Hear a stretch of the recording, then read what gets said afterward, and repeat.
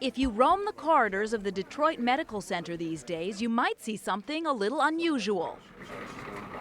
Robots are making rounds. You've been coughing for a few days now? Yes.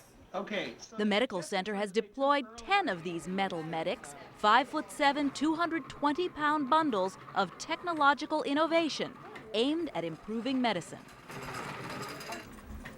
Hi, Steve. They don't operate alone, of course. Through the internet, a doctor is always at the helm. How do you feel about talking to a robot instead of a doctor? I know talking to a doctor, Elizabeth. The beauty of it is really quite simple. It allows doctors to be several places at once.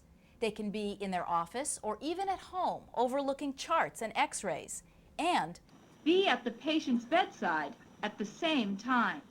If you crash into a wall... Any doctor with access to the computer technology can log on to the robots and go on rounds. Dr. Richard Santucci happens to be at home when he's needed in the emergency room. Beautiful. so they would page you at home. Sure. You'd stop cooking dinner. Yeah. And you come over and check in on a patient. Right, exactly right.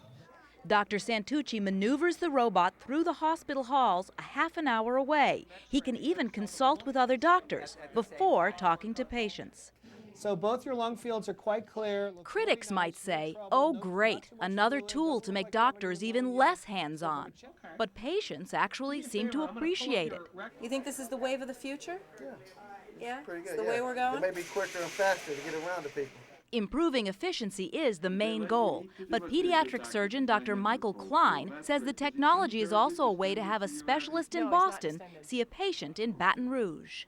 And this is a way that we can actually bring expert care to people's bedsides. I'll try to watch your toes. All agree there's a time and a place to use the robots. They are not meant to replace doctors, only help them.